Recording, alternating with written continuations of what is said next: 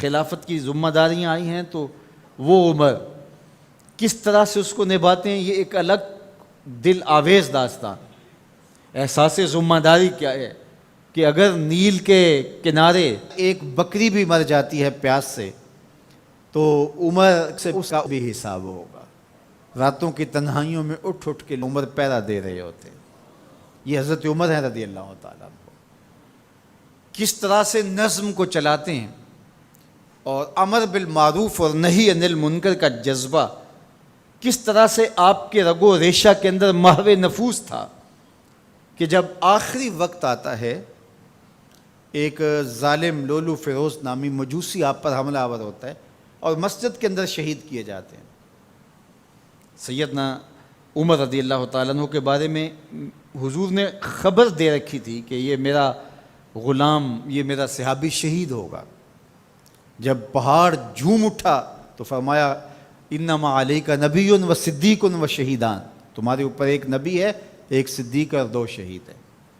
حضرت حذیفہ بن یمان رضی اللہ تعالیٰ عنہ فرماتے ہیں کہ مجھے شوق تھا کہ حضور سے فتنوں کے بارے میں سوال کروں اور میں پوچھتا تھا، تو حضرت عمر رضی اللہ تعالیٰ عنہ نے حضرت حذیفہ بن یمان سے کہا کہ حضور نے جن فتنوں کا ذکر کیا ہے تو مجھے ان کے بارے میں بتاؤ۔ تو حضرت حذیفہ کہنے لگے کہ وہ فتنے آپ کے دور میں نہیں آئیں گے، اس لیے کہ آپ کے اور ان فتنوں کے درمیان ایک مضبوط دروازہ ہے، جب تک وہ دروازہ موجود ہے تو فتنے نہیں آئیں گے۔ تو حضرت عمر نے کہا کہ وہ دروازہ کھولا جائے گا یا توڑا جائے گا؟ تو حضرت حذیفہ بولے توڑا جائے گا۔ تو اس سے مراد حضرت سیدنا عمر رضی اللہ تعالی عنہ کی شہادت تھی۔ آپ کو شہید کیا گیا مسجد کے اندر، لیکن جب آپ کو اٹھایا گیا، وہاں سے لایا گیا تو خون بہت زیادہ بہہ رہا تھا، تو لوگ آپ کا حال پوچھنے آ رہے تھے۔ تو ایک انصاری جوان آئے اور انہوں نے آپ کا حال پوچھا، تو ان کی شلوار ٹخنوں سے نیچے لٹک رہی تھی اور حضرت عمر رضی اللہ تعالیٰ عنہ کی نظر پڑی، تو آپ نے اس نوجوان سے کہا کہ میرا حال تو ٹھیک ہے، تیرا حال ٹھیک نہیں ہے،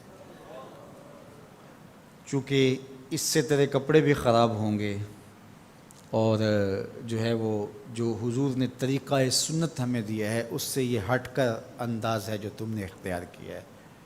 تو اس لمحے بھی عمل تبلیغ کو ترک نہیں کیا۔ تو حضرت صدیق اکبر اور حضرت عمر کا مقدر کہ ان کی تربتیں جنت کے ٹکڑے میں ہیں، فرمایا میری قبر اور میرے ممبر کے درمیان جو جگہ ہے یہ جنت کا باغ ہے۔ تو عمر جنت میں تشریف فرما ہیں، ابو بکر جنت میں تشریف فرما ہیں، اور جہاں حضور ہیں وہ جگہ جنت نہیں ہے؟ اللہ اکبر، وہ باغ جنت ہے۔